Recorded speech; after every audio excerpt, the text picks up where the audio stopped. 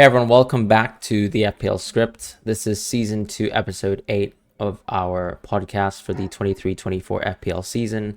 And this is, of course, our Game Week 7 preview, a double game week as well, but not the most important, I would say, just as a preview. As far as Game Week 6, if we just quickly recap that, I'm your co-host Fran, or otherwise known as FPL Fran on Twitter.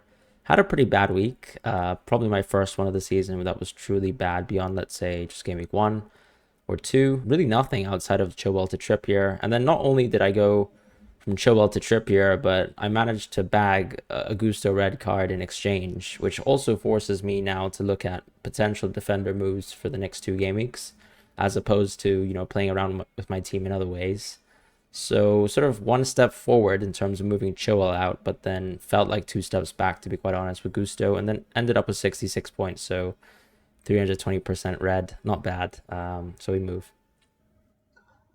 Yeah, hi everyone. I'm JD, also known as Schadenfreudiest on Twitter. So I obviously had an incredible game week. I had double Newcastle defense. I had Son, Bruno Fernandes, Saka, Holland captain. Everyone did. So the game week didn't start off the greatest because City got a clean sheet and Alvarez was subbed before 60 minutes. So that game was actually extremely bad for me and I think for Fran as well because we had the same players from that game. But then it took a turn for the better and it kept getting better until the Newcastle game, which was just an obscene amount of positive variance. I don't think I'm going to get that kind of variance again this season because getting 30 points from 2 defenders is unheard of. I mean, I don't remember the last time I got that many points from 2 defenders playing for the same team. So nothing to complain about, and I think I'm in a better position than most players because I already have double Newcastle defense. So probably going to roll this week and see where we go in game week 8.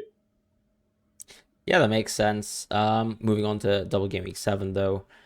I think it's interesting, we talked about United just off of that with Onana, but we are probably not so interested in United assets from an attacking point of view, but when we talk about defenders, they're still quite interesting and probably on the radar of a couple managers, particularly those who are actually, searching for a transfer here on this week. For example, like myself, where, I've got Gusto and I'm looking for a defender this week. Dallo actually appears as quite an interesting option, and obviously I'll probably have to listen in to the Reguilon news just to see if I can actually get Reguilon at 4.4, which is, a steal if I can get 3 or 4 weeks of Reguilon and maybe even, put myself in a position where I can wildcard 10, worst case, if he's like dealing with competition by then. So that's something that's interesting to me. But generally, I think the theme of this week too, on the back of that as well, is a lot of people are now planning towards a definitive wildcard. And I think 8 and 10 are probably the most popular windows. So with this double game week 7, particularly if you're, let's say, someone who actually owns Jackson, I think you're probably thinking about a very simple standard move like Jackson to Morris this week. In fact, I think a lot of managers have already pulled the trigger on that one, expecting a Jackson price rise, a price fall, and then also conversely a Morris price rise Hmm. last night. I think the Morris price rise is probably going to happen today. Jackson and Sterling probably also going to fall today. But on the other hand, it is a transfer where if let's say you went for the Alvarez move last week, you are sort of thinking about whether you want to go Alvarez to Morris, or if you've got money in the bank, you have probably a little bit more of a flexible opportunity to go something like Archer or another 4.5, 4.4 forward into Morris. I don't know what your thoughts are on that. So if you're talking about Alvarez to Morris, are you talking about dead ending for a wild card? Yeah, potentially. Yeah, because if you're not, I struggle to think how that is a transfer that anyone would make because take the best case scenario for Morris and the worst case scenario for Alvarez, which is Alvarez gets less minutes against Wolves Yep. because there's Champions League in midweek and then Arsenal on the weekend after game week 8, game week 7, sorry. So even if you consider that kind of a scenario, long term, if you look at let's say the next 5 weeks, you are not going to play Morris beyond the double game week because any fixture that Luton has normally as a single game week fixture is a bad fixture for their attack because they can't score. And their XG has also not supported the fact that they are able to create chances at steady pace. So all that given, I don't see how you would go from Alvarez to Morris, especially if you've gotten Alvarez recently, like I have, for example. If you've had him, like for example, when Fran bought him in game week 4, I think it's okay. At least you got a lot of points from him, and maybe you can consider 4 points out of those points as being dedicated to a quick swap between Alvarez Morris and then back to Alvarez later down the line. But Jackson to Morris obviously makes sense because Jackson is suspended. But then again, even in that move, you have to consider: are you thinking about long-term strategy? Do you want that money somewhere else? Because if you want to persevere with having Morris benched every single week, so that's a 5.5 and soon to be, I think, 5.6 million striker on your bench. And you will also have, in some cases, people have don't have a 4 million defender as well. The cheapest defender that they have is a 4.5 defender in Udogi, who's also risen in price, but assuming that they got him at 4.5. So looking at all of this, the benches are quite heavily stacked now. And the more money you're pumping into your bench, the less probability there is that you will be able to afford Salah and Holland later down the line. Because I'm assuming most people don't plan on selling Holland to get Salah. If you do, fair enough. You have all the money in the world to do that. But if you don't do that, I struggle to understand how you would be able to do that with having Morris, a 4.5 defender, let's say, and another player on the bench who I'm assuming is a decent option, like maybe another 4.5 million defender or a midfielder, like for example, Diaby, who you would play most weeks but is also benchable when they have a difficult fixture. I don't know how you are thinking around those aspects of dead ending. Yeah, but I mean, I think the one thing I would say though is you'd probably never go Salah Haaland conveniently without a wild card anyways. So you'd probably have to go Haaland only or Salah only for the run if you don't wild card. If you let's say choose to go Morris. But as I said, Yeah, the move towards Morris in any case indicates a short term wild card. Either an 8 or a 10. I clearly prefer, for example, a move to Morris on like indicating a wild card 8 because yeah, it's convenient and you don't have to deal with him being dead weight in your team, as you say. But wildcard 10 is probably the one that I think is a little bit more popular within analytics right now, just yeah. because it seems to be spitting more EV for most of our teams. Just because we actually have double United midfield, right? So you want to see out the Sheffield United game and then move away from those assets and probably back the Arsenal assets instead. Yeah, And that and could be in quite a convenient game week opportunity. 10, United plays City, right? So Yeah. that's a great week to get off United Yeah. assets and into maybe double Spurs, even if you want to go that way. And the one thing that I would recommend more on a general basis is not to wildcard this week because I don't see the benefits of wildcarding this week in any case. If you want to get in a double game week player, use your one free transfer, get in that double game week player, and then wildcard as you have planned later down the line. But playing your wildcard this week just to maybe get some players from Luton and Burnley whom you will never play most weeks going into, let's say, for the next 10-15 weeks makes no sense. You're just carrying dead weight on your bench. So why just not keep them or maybe buy them for this week and then get rid of them as soon as you can, maybe with 8 or 10. As you say, I think 10 is more popular because there is a sizable amount of fixture swing. Whereas in 8, I think a review might also be considering that the fact that Chelsea have a reasonable fixture. Right? I'm not saying that Chelsea are attacking to any extent. I don't think their XG is anything to speak about right now. But however you want to judge the defense attack, I think Burnley and Fulham, the next 2 weeks that, or Fulham and Burnley, the next two game weeks that they have, are good enough for EV. So in that case, 10 makes more sense. I agree with that. Yeah, I mean, look, wildcard 7 just is bad in two ways, I would say. Just where you probably have to capture the shortfall of EV and with the double game week, and as you say, that just kills your long-term value bench wise, Yeah. which we now probably care a lot about, given that we play review and it's highly suggested for an obvious reason where this wildcard will have to carry you actually quite far, including Yeah. let's say adjusting the blank and so on and so forth. So yeah, and then also all the fixture swings for the teams that we probably have a little bit of FOMO about in terms of Spurs and Villa, maybe arguably, which we probably didn't start a lot with. I think a lot of us were quite shy about going Aston Villa for a good reason, similar to Newcastle, where fixtures weren't there in game week 1 unless you went for Watkins, and you might have even gotten out of Watkins since. So going back into Watkins is actually quite tough. So that's an interesting opportunity as well, where yeah, ultimately, I would say wildcard 10 is something that a lot of people have been planning, and I think it's a reasonable position because I can understand in this season people are not expecting like a landslide wild card, and right now if you feel like your team is misplaced and you have some assets that I feel like are amortizing a little bit earlier than we expected, you would probably think about wildcarding in the short term to maybe capture, a little bit of that FOMO. And I think part of that too is related to the midfield climate, right? Where you have this week coming off of actually a blank, to be honest, with Madison and Son. You have players like Son and Madison once again doing good in the opposite fixture, the tougher fixture in the Arsenal game. And you're looking ahead, of course, at a sea of good fixtures and as well a home game at versus Liverpool. And you probably want to actually move into both Madison and Son, maybe because you're not so happy with, let's say, your Sterlings, your Fernandes's, or your Rashfords. Now, Fernandes, I think, is a great pick, but definitely with Rashford and Sterling, I think some people are feeling a little bit of cold feet with those two picks, and then Madison and Son look so obvious. And you probably also want to bag hold Saka now that we probably can assign a little bit more weightage to his pens, and Yeah. you can see his EV baselines have increased.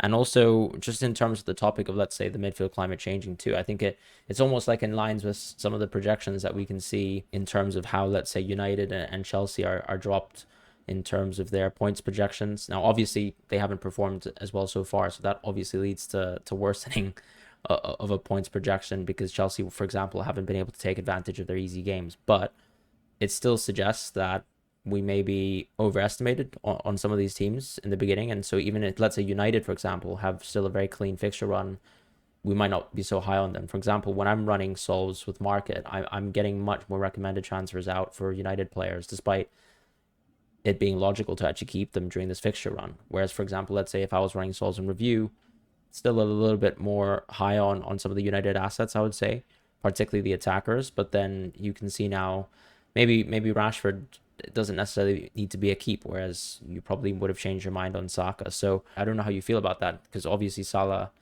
actually has become the clear captaincy on many game weeks, as far as I can tell, in terms of baselines moving.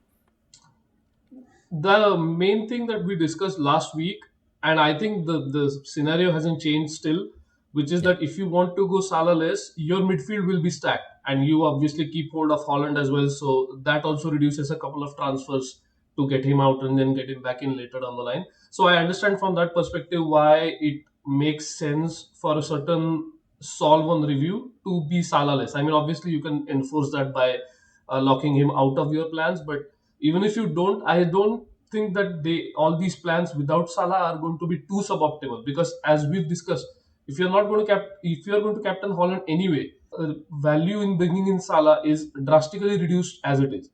So what you are left with is just to come back to your point about Son, as long as Son keeps playing, and we can agree with the fact that his minutes have now changed.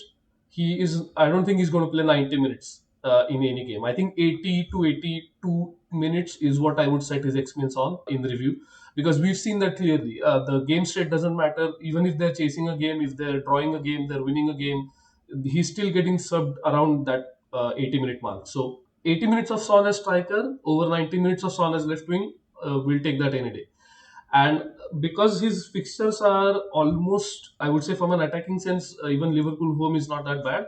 It's not too late to bring him in, but again, I would say that just roll this weekend and bring him in next week because the maximum amount of price rises I think Swan gets is one from the time that we are recording today on Monday to the time I think the next game week, like your transfers come around for next week.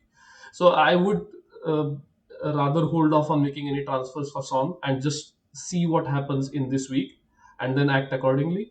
And then for the other point about Rashford and Fernandes, I think with Rashford, and I've spoken to you about this before, this is a completely non EV centric point, which is that I feel like because the front three is so destabilized, Rashford is not getting his all his minutes in a stabilized left wing role. He's moving all over the place when he's playing an attack, and that means that I mean, no model in the world can intricately model all of this, right? So if you want to make a mental adjustment to reduce Rashford's EV a little bit, you can definitely do that, I think. And the other way is obviously you reduce his minutes on the review just to get that downgrade in EV, so you can look at how you can move him out. So there's like a bypassing review kind of thing where you can do that and look at Rashford-less plans in the future. But with Bruno, I think that wherever he plays, he is central to what the team does, and he's on penalties obviously. So, and he's cheaper than Rashford. So all of those reasons has made me hold Bruno over Rashford, whom I sold for Son last week. And these reasons I understand are not tangible per se. I can't quantify them in any sense, but because I've watched every single game of ours, I can definitely say that Rashford is not playing in a stable left wing role like he was all season, and also with a stable left back as well, because I also think that is an integral part of how he plays, with a stable striker, with a stable left back, and with a stable midfield, and none of those things are happening right now. So for all of that, of those reasons, I would just go without Rashford as soon as I could. Yeah. But I mean, I guess how close are we to that? Let's say if Amrabat continues to play into the side and is fit, and then you have, let's say, Hoyland continuing to start, maybe Reguilon's fit for a few games. I mean, Yeah, so do you practice that sort of patience with Rashford? I would be patient with Rashford, I think, this week because it's Crystal Palace and Son is Liverpool at home. Mm-hmm. And even if I were not subscribing to reviews expected value methodology, I would still probably make the same decision because there's a lot of difference between those two fixes. Yeah. So that is enough of a reason I think to hold Rashford for this week. But beyond this week, as we get, I know there's Sheffield United as well, but as we get closer to City, the City game, there's less of a reason to hold Rashford over someone like Son, because as you said, the FOMO is just going to grow every week that Son keeps playing as a centre forward. Yeah, and that's what's interesting for me because I have to sort of keep putting in my head like whether I really want to go Salah and how I get towards Salah. And it makes me think that maybe, playing towards game week 10 with an idea of maybe wildcarding, Yeah, and continuing to play without Salah is something that I'm going to be planning to do because I see Salah as a clear captaincy on 10. But as I said, I'm still happy to go Saka. As you can see, Saka's baselines have improved. Last week we said the golf was 1.2. Now I believe it's something like 0.9 or 1.0, but clearly things have changed. Salah has actually also increased in terms of his baselines. So yeah, the Liverpool Arsenal obviously strengthening, and then actually United, who we talked about being a captaincy option gaming 12. I think both United options are actually now inferior to Salah in gaming 12. But just in terms of that, though, it makes me think, yeah, of course, I could try and just simply just wildcard in gaming 10, maybe even go out of Trippier then, right? Because then I have a chance to still maybe create a team that incorporates Sun, but has cash as well. But it will be a tricky sort of dilemma to sort of play around with. And I think, as you said, the acknowledgement about Sun's minutes might also change some of my solves too. I admit I have a little bit of FOMO over Sun. yeah. Um, and Sorry, maybe, one thing before we actually move on, which is that you spoke about Salah's baselines changing, right? And while I do not subscribe at all to the metric that it is called big chances created, mm-hmm, BPS contains that component, and Salah has right. been creating a remarkable amount of big chances this season, and that Yeah. has absolutely shot up his bonus potential. Because if you look at all of his seasons prior to this one, Salah scoring one goal in a game where Liverpool score multiple goals and him getting three bonus points is almost unheard of. And I Yeah. understand that that's also because Trent is not present right now, Trent. Yeah. and other players who would normally pull in some of the bonus potential from Salah are not present. But if you even if you consider those factors, I still think that Salah's bonus potential by itself has grown exponentially this season, and that will obviously lead to baselines changing. And with Son as well, I think you pointed it out to me that his baselines are also changing, and you expect them to keep changing, right, in the future, like going up. Yeah. I mean, if we let's say took a like a market approach, he's I think quite ahead on market. So if let's say I think there's room for adjustment is all I'm saying basically with Yeah, Son. yeah, Um, and clearly actually as you said with Salah as well because his XA per 90 is almost like triple of what it yeah, was last season. yeah, yeah, And he hasn't stopped. Last game was like 0.98 if I yeah, remember correctly. yeah. And he's still running okay hot in terms of npxG, but that's also dropped a little bit. But as you say, you can make up for that if you get into the bonus more consistently. But that also depends on Trent, and then also someone like Sobozlai as well could be Hmm. on set pieces too, and that Hmm. changes things as well with Robbo. But yeah, it's an interesting sort of landscape. I think maybe actually we'll try find ways to get both Salah and Son. I'm actually leaning a little bit more, as I said, towards Salah than I was last week, because now I'm seeing that he's become a more clear captaincy option compared to some of the other options, like a Rashford on 12.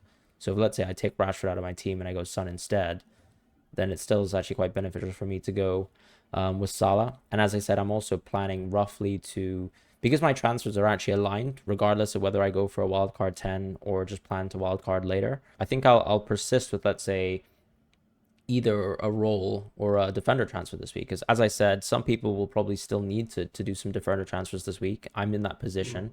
I've got a Gusto red card.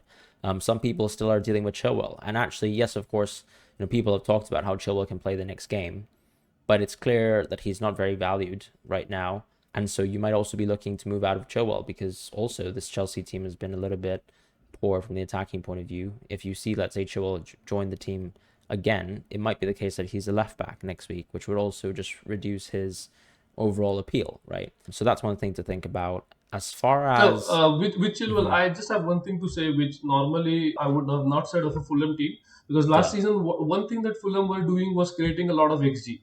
Even though they were yes, conceding a ton of XG, they were at least creating some XG. But this season, I think the absence of Mitrovic is really being felt. So, because of that, I would keep Chilwell if I owned Chilwell this week, just because I'm pretty sure your team might benefit from some other transfer this week, or maybe even rolling. And Chilwell against Fulham is, I think, one of the best options, assuming we'll get a fair indication, I think, from hive mind predictions. And I'm not saying Pochettino is going to give us anything useful, but let's hope that we'll at least hear something about it. Because if we get an indication that Chilwell will start based on Dizazi maybe moving into a right back, or something else happening, and maybe Caicedo plays right back or something of that nature, because he has done that for Brighton. Chilwell this week is not that much of a concern for me if I owned him, because his price is what, 5.6, and for those that bought him at 5.5, you can absorb another price drop now, because you lost all value on him anyway. You can't sell him for a higher price now, so why not just keep him for this week when there's a big chance that he might play? And then next week again, there's Burnley, right? So you can delay that decision if it means that there is something better that you can do with your team. But obviously, if nothing else is wrong with your team, then as you said, you should move on. yeah. But I'm just thinking, presumably, if you own Chilwell on your team, you probably maybe you actually do have double Newcastle. I think, for example, someone like 11FI actually has a team like that. But Yeah, I'm assuming most people who still own Chilwell wouldn't have a second Newcastle defender, and maybe fair, you could still want to fair. go into that sort of pick, just because it's Burnley at home Yeah, anyways. When you compare it to keeping Chilwell, there's going to be price rises probably for Newcastle defenders again, yeah, because I yeah. can see the FOMO being there. Um, I'm probably not going to go for a Newcastle defender, to be honest. So I've got a alternative plan. And actually, I'm probably just going to be camping out for Reguilon news or just rolling myself. Because in terms of defenders on my radar, I think Cash is firmly there. Because whether I wildcard or not, I think Cash will find his way towards my team. And it probably makes Yes. sense for me to place a little bit more confidence over Cash than I do over Reguilon, who has limited minutes, or someone like Dallo, who ultimately I'm still struggling to sort of get around the underlyings, I think, where they're not particularly great, and he does seem to play quite defensively. And Reguilon is the one bombing forwards. Maybe that's just a bit of eye test for me, but Cash as well this season has been pretty scary. So I would probably like to go towards Cash. I know Dallo is No, very capable of getting bonus, no, but but with the yeah, regular, one thing that also I would say is he is extremely injury prone, as most yeah, of you might know, and so there is a chance that Amrabat might be forced to play fullback. and yeah, and it's strange that Ten Hag kind of gave him a warning in his press conference when he mentioned that yeah. Amrabat is also capable of playing fullback. I think he was just making sure that Amrabat knew in front of everyone that okay, you might have to play there, because there are so many injuries right now in United. So Dello, I completely get your apprehension with buying Dello, and with Newcastle defense, I would just say that you missed the best game already. So if you don't get them for Burnley, then I don't think you should get them if you want to skip game week 7. Fair enough. I mean, the EV is pretty good. No, I'm for saying this the fixture second one. alone. I think No, I one know. defender you can get, but the second one is kind of iffy because cash becomes that much more optimal. Every week you delay that decision. I think you can just directly go to Matty Cash because I am also eyeing up Matty Cash as soon as I can. I'm just going to go for him, just like you. Yeah, exactly. And Yeah. I mean, ultimately, this is a week for me to play Estupinian, I would say, if I was to Hmm. roll. We'll see what happens as well. Yeah. Brighton's probably going to be a topic that we're going to ignore for the next few weeks. It just says a lot about the climate of the season where, I mean, I felt probably my most brutal swing this week, and I don't think my team was necessarily horrific. It's an interesting landscape to be in. There's definitely no template, that's for sure, or at least the template changes faster than I've ever seen it. Yeah, absolutely. I think no template is the right takeaway from this whole situation right now, and we can just take every game week as it comes with some sort of long term planning. And moving on to the last topic, which is obviously captaincy for double game week 7. For me, there are two choices, either Holland, and if you go for Morris, then you captain Morris. And I want to get your thoughts on why you would captain Morris because I'm struggling to find any reasons. But because I'm not going to get Morris, I am going to be captaining Holland.